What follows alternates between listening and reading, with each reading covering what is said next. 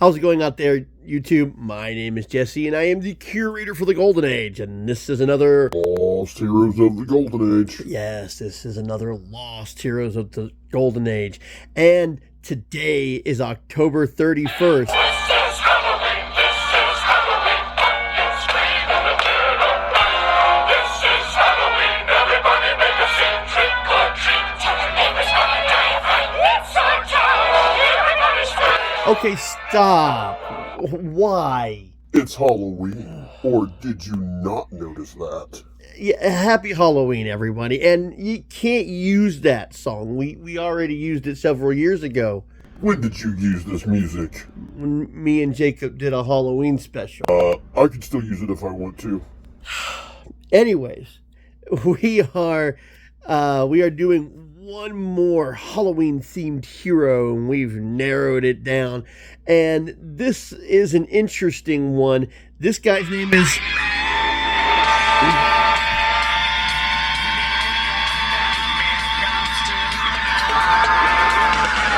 Dragged it down below, down to the devil's shore. So be his guest forever. These are bondage lost and never. Okay, stop. You have a problem with Avenged Sevenfold? No, actually, I think Avenged Sevenfold is great, but two problems. One, copyright. Two, this hero doesn't deserve Avenged Sevenfold. Not with what they did. Now, if this comic book had stuck to the premise of the first 6 issues, then absolutely it would have deserved Avenged Sevenfold. But what they did in the last 6, 7, 8 appearances. Yeah, we're doing, if you haven't heard them before, this is coming out of Hillman Publications called Nightmare and Sleepy. And I have to admit, when I first saw these characters and I first started reading it, I loved the idea. I loved the whole premise. But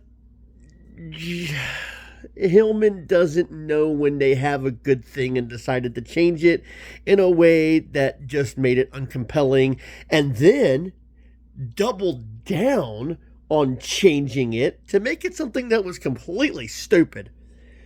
I covered in the opening how much I have disdain for what they ended up doing to this character versus how I loved how the character started. So let's go ahead and cover Nightmare and Sleepy for the Halloween special on Lost Heroes of the Golden Age. Nightmare, Bob White, first appeared in Clue Comics number 1 in 1943. The original publisher is Hillman, created by Alan Mondell and Dan Barry. To introduce Nightmare, you have to also introduce his partner, Sleepy. Sleepy, Terry Wake, first appeared in Clue Comics number 1, 1943. Publishers also Hillman, and created by Alan Mandel and Dan Barry.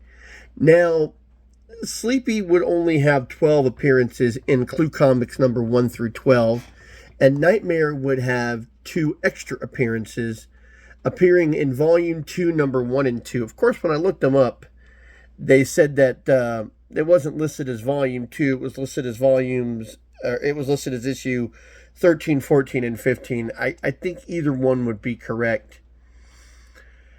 Now, when I first started reading Nightmare and Sleepy, I was actually intrigued by the comic because Nightmare wore a phosphorescent skeleton costume, and Sleepy had phosphorescence on his costumes too.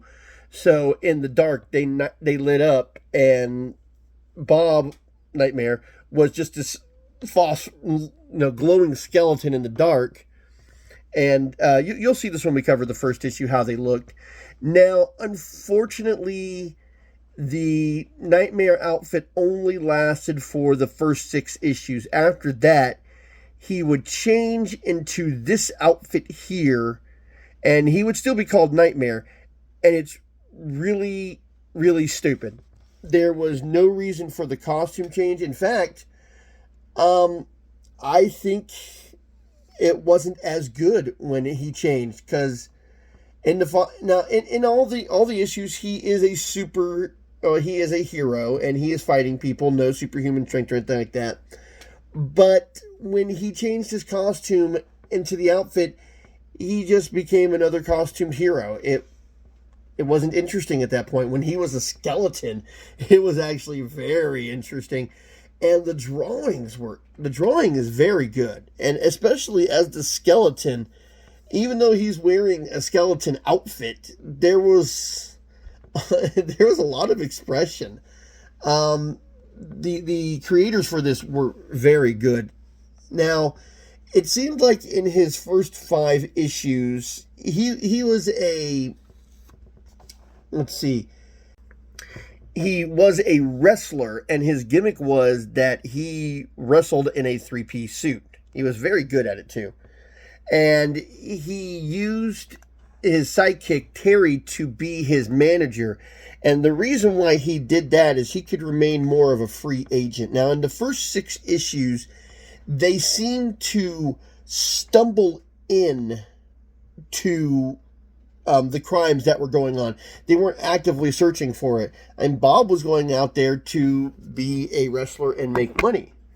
And it seemed like after that, and he put on a costume, they did stumble into a couple of things, but it also looked like they were recruited to help out too. Now, after the first 12 issues and Sleepy no longer appeared anymore, they did something completely inexplicable, something completely stupid. And if this was how he started, now I would have been fine if that was his origin, but it wasn't his origin. It was something completely stupid. In the issues, Volume 2, Number 1 and 2, or you could call it 13 and 14, he was kind of a spirit that appeared out of cigar smoke. There was this Nosy McGinnis. I think he was a police officer. He didn't like having to spend 7 cents on cigars when he usually would spend 5 cents on cigars, so he decided to make his own. And one of his final ingredients to keep the cigar rolled together was flypaper. You can see it right here. This is completely stupid and completely inexplicable. And for some reason, Nightmare appeared out of the cigar smoke and told him that he would help him out. And when the cigar smoke dissipated and there was no more smoke, Nightmare went away. He only existed in the smoke. Now, I don't think that I've ever seen a hero do that before. Now, like I said, if that was his origin story and that was how he was presented, I would have been okay with that. But Nightmare was a real person with a real career, making real money. The fact that he just becomes some sort of spirit that comes out of cigar smoke is a complete left turn. It didn't make any sense at all. And that was one of the problems that I found with Hillman comics. If you remember when I covered the Boy King and his giant, the giant seemed to be the drawing in feature, but then they started doing less of the giant and more of the Boy King, which wasn't very interesting. I mean, teenager superheroes were a thing. I could find them anywhere else. I tuned in for the giant. With Nightmare and Sleepy, I tuned in because he was fighting in a skeleton costume. After that, he just became a normal superhero, and he sometimes had gadgets that he wanted to work with. In one issue where I swear, look at this, he's dead. He died in this comic. There is no way that you are hit over the head with a mace without a helmet and you're alive. But he had a projector. And also in another issue where he had to track down where people were getting hauled off to, he used phosphorescent paint and a plane to follow the car that he threw the paint on top of. So after he abandoned the skeleton costume, it wasn't interesting anymore. And his final 2 appearances where he was some sort of spirit that came out of cigar smoke is one of the stupidest things that they could have done with a person who was a real person, who had a real career. This cigar smoke wasn't explained. They never said what happened to Bob. They never said what happened to Terry, Nightmare and Sleepy. Terry just didn't exist anymore, and it didn't make any sense. They never appeared in Project Superpowers. They never appeared past Clue Comics. They should have stuck with the skeleton. That's what made them interesting. And that's something I don't think that Hillman publication understood. They came out with a gimmick that drew people in, that was actually very good and very interesting. While he was the skeleton, they were very good stories. When they totally went to a shift, the stories became less compelling. A costume superhero and his sidekick, there are a plethora of comics that I could have seen that, and I've covered a number of them. And when he became the non-corporeal occult entity that came out of the cigar smoke, it was even stupider than him abandoning his skeleton costume. So let's go over the original, the first appearance, which is kind of an origin story too. And you can see what originally drew me into this hero before they did stuff that I could have found on pages of any other publication made by just about anybody else. So let's go ahead and cover the first appearance.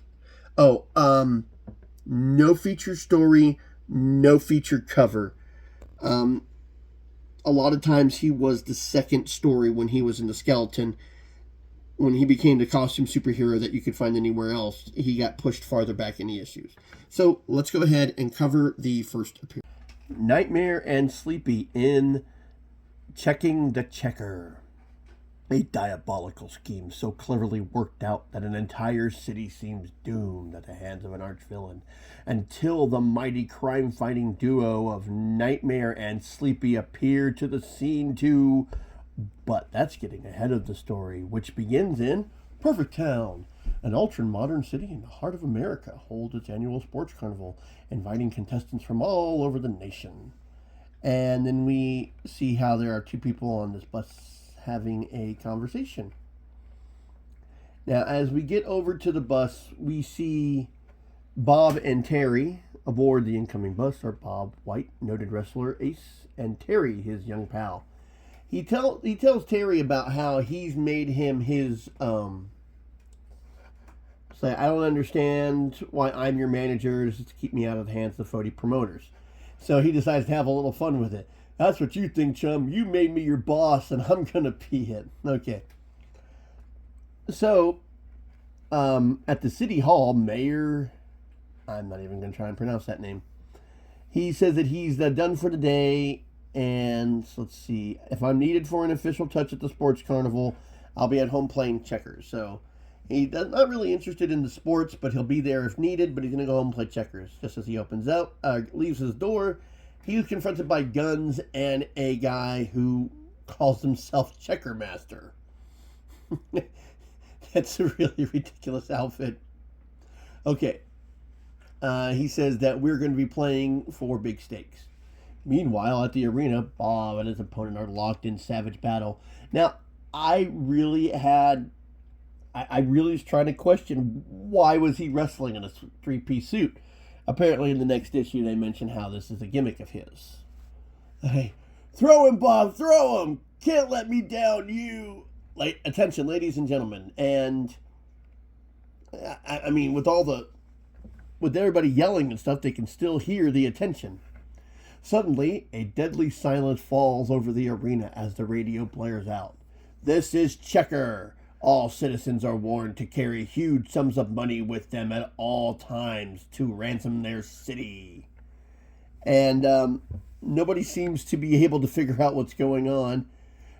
No one is to carry less than the amount of his last year's income, or Checker will have him checked. Ha ha ha ha. Now, I don't understand how he expects people to do this. No one is to carry less than the amount of their last year's income. How are people supposed to have their entire year's income on them? I mean, you have to spend money on things like your facilities, your housing, your food, the events that you're going to go see. Nobody had, and then how are you supposed to have a year's salary on you within a year? I mean, I've never had my entire year's salary at once. Nobody gets paid their entire year's salary. Having, even if it was their last year's salary, having their whole salary, it's stupid and impractical. It doesn't make any sense. Okay, so I guess Bob wants to end this quickly. Almost instantly, Bob White launches a devastating attack. And I guess he doesn't want to stay around in the town anymore because of the thing with Checker. And in no time, the match is brought to an end. No, must have been fixed. Nobody went to fight that fast. Maybe he's just that good. And inside the dressing room, gosh, Bob, you didn't even give the customer their money worth. Why the grand rush? You heard that nut on the radio. If it's true about the ransom stuff, we're in a jam. With $30 between us, we ought to leave town. You see, that's what I'm talking about. Why in the world would he have his entire last year's salary on him? It literally does make no sense. Now, Terry is annoyed with Bob because he promised that they would show up to the winner's ball, and he has the costumes for them. And why he picked out these costumes, I don't know. Because he says the winner's ball. He doesn't say it's a costume ball, yet the outfits that they are going to be known for is the outfit. I bought these costumes for us to wear. It doesn't make any sense. And then we cut back to Checker. You lose one, and the city's firehouse that's kidnapped. It'll cost the people a fortune to bring it back. And I thought this was a silly thing. Like, how are you kidnapping a building? But apparently, the firehouse disappears, and the firemen don't know anything about it.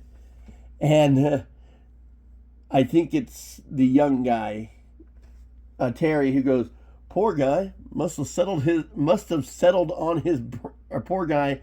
Smoke must have settled on his brain, and he's going suddenly from a radio store. Attention all, the Checkers men will go from street to collect a ransom.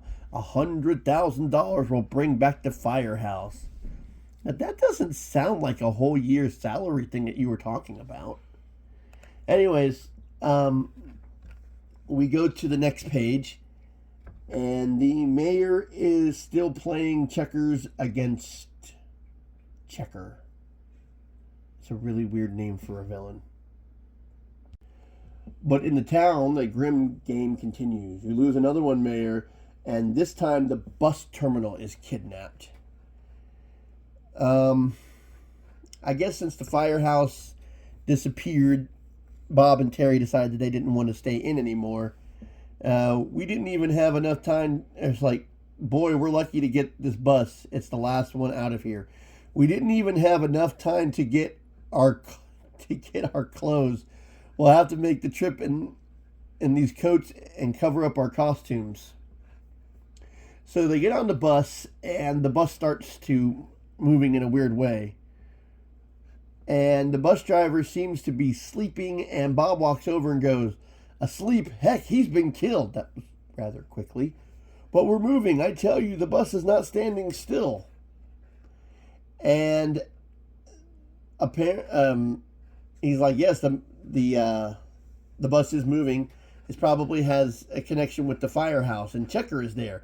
Excellent deduction. Yes, you are all being kidnapped. You are at the mercy of Checker. Line up against the wall and have your money ready. It must be equal to the amount of a year's earning or else." I still don't see how you expect people to have that kind of money on there. Now, everybody is forced up out of the bus, and the passengers toss their ransom money to Checker. One of these guys, he says, "I made $2,500 last year. Here it is." I'm impressed that you were able to come up with that kind of money. Liar, you're Benson the baker. You made 50 grand last year. How would you expect him to come up with 50 grand? Now, take off your coat, Terry. We're going to need plenty of room for swinging. That dirty, hitting an old man. Now, Terry and Bob slink off out of sight so they can go ahead and put their full costumes on. And I kind of like Terry's outfit with the with these crossbones through the eyes of the skull.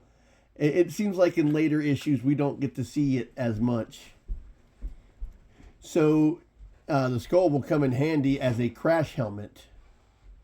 Okay. And pluck off Checker's henchmen slowly and swiftly. So he's taking out Checker's men. Ah, tidy sum. You have done well by your community. And he starts taking off some of Checker's men until, boss, look, where did they come from? And they shoot at Nightmare in his skull costume, and the light goes out, and then you see their phosphorescent outfits. Ah, I don't believe it. It's a nightmare.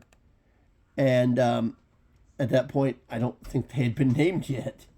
Bedlam breaks loose, and suddenly Checker pulls a lever, and haha, bonehead, you can go haunt somewhere else. So apparently this trap door was already in place.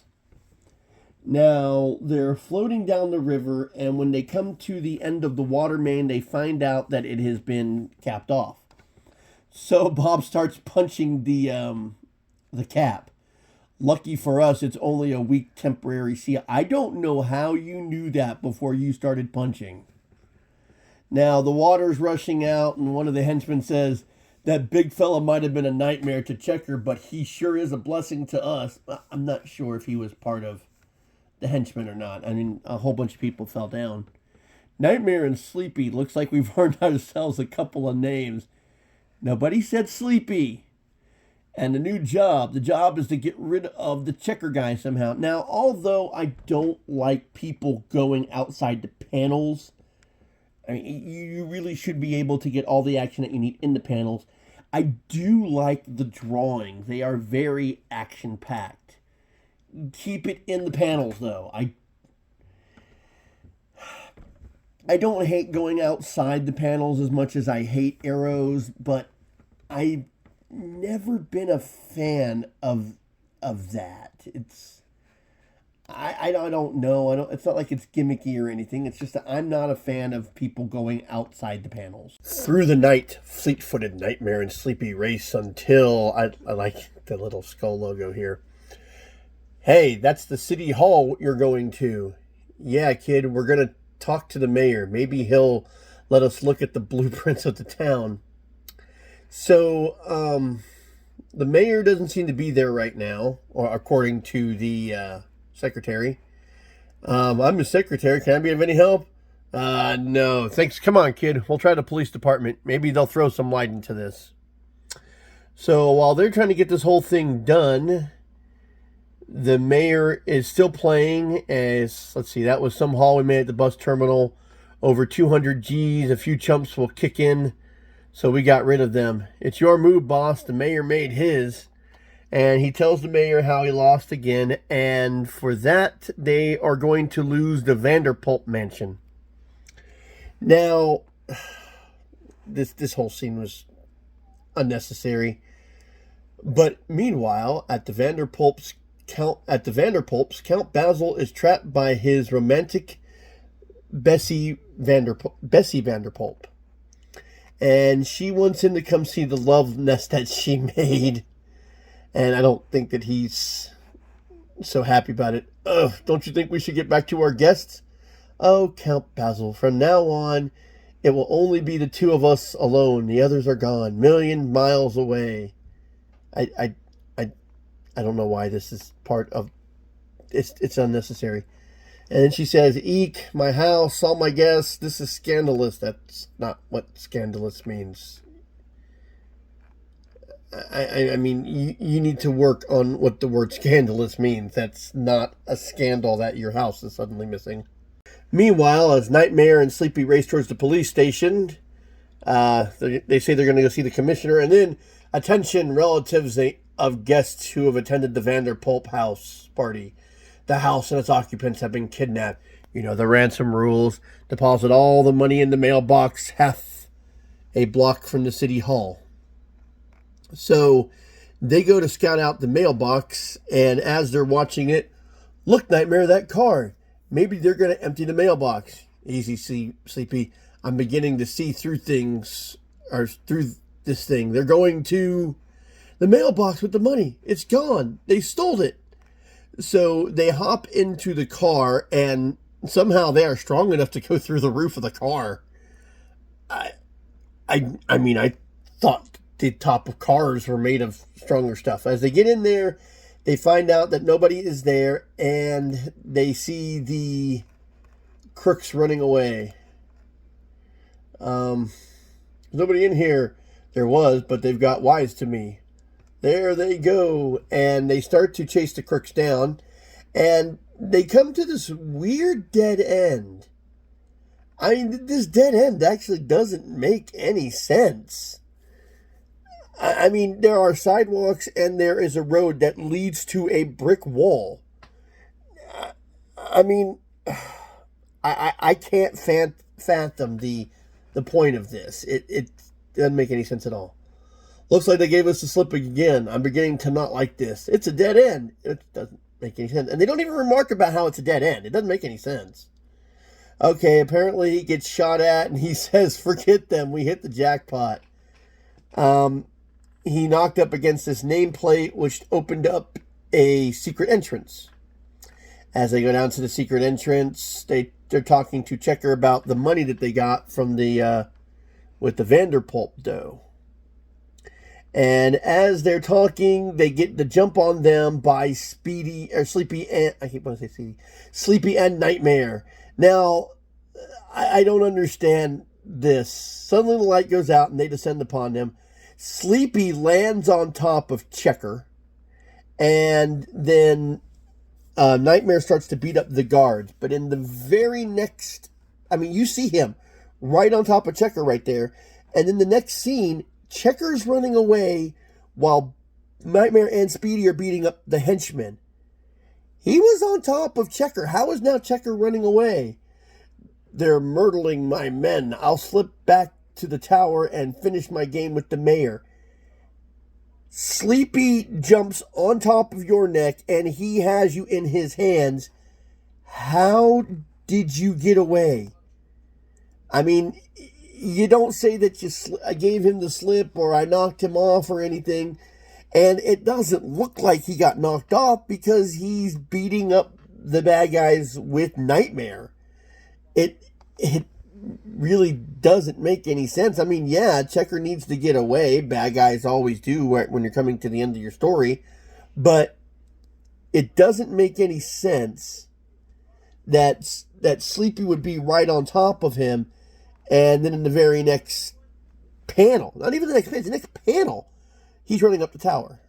Okay, so they chase after him, and when they get to the door, seems to me we were here before. Right, when you called to see the mayor, this is his office, and listen. And as he's listening, he can hear Checker and the mayor having their match. And when they get in there, closing that won't save your skin. Hey, that's the mayor's secretary. So Nightmare knocks him across the room, and they see this control system. Gosh, look at all these levers. There must be some kind of control system. He has a lot of fun pushing them down. Now we're going to push them up and see what happens. And Checker is in a game with the mayor, and he says that this is your last chance to win. If you don't, the reservoir is going to disappear, which means he'll take the city's reservoir. And he says if he gets the reservoir, it'll cost him $5 million to get it back. So as they're doing this, they get, the mayor stands up and says, but you lose all around this time, Checker. The reservoir is still there, and the missing buildings have returned to their proper places. That's quite a vantage point that you have from that building. I mean, are you like above the city and can see everything? Most of the time, reservoirs are on the edge of the city. You wouldn't be able to see that where you are. Are you like in a high tower? Well, there was a lot of spiral steps leading up to the office. Maybe he is in a high tower. Okay, so suddenly Nightmare breaks through the door, and now here's another scene I don't understand. He breaks through the door, and he charges right into Checker, hits him right in the midsection. You can see it right here, with the speed of a bullet. Sleepy sends a wooden check. Okay, that's the next scene over. They paneled that wrong. Okay, so you see him diving into him like a bullet, and that would mean that Checker would fall to the floor and Nightmare would be on top of him. But in the very next panel, he's holding his forearm to Nightmare's throat with a knife in his hand. He didn't have, you see him when he's breaking in, there is no knife in his hand. Yet, all of a sudden, there's a knife in his hand and he's getting ready to stab Nightmare with it. Now, why this scene doesn't make any sense? Nightmare is a wrestler. We saw him in the very beginning. He's a very proficient wrestler. He's very good at what he does. How is Checker on top of him, pinning him down? He shouldn't be on the floor. Checker should be the way he dived into him. Next, there's a knife that he didn't have time to grab because he burst through the door before he was ready. And he's somehow pinning down Nightmare, who is a consummate professional wrestler. He makes money off of this. There's no way Checker should be holding him down. Maybe they just did it so Sleepy can help him. At the speed of a bullet, Sleepy sends the wooden checkerboard streaking through the space and scores a bullseye. It takes a checkerboard to stop the checker. No, it doesn't. It takes a wrestler who was somehow subdued. Why, that's the secretary's brother. You see, okay, we're going to read these last two panels. You see, Mayor, Perfect Town was an experiment. Giant elevators could slide buildings earthward during an air raid. That's ridiculous. Before your engineer could reveal the locations of the control switch, he was murdered by the checker so he and his brother could operate the mad scheme. A Mike carried Checker's orders to his brother in the control room. Amazing. Well, now I would like to thank you two for, this is where we should leave. Why? The mayor wants to thank you guys. And Nightmare and Sleepy play even stranger's role in next month's startling drama. It will surprise you. See it in this swell new Clue Comics, which just is the first issue of Clue Comics.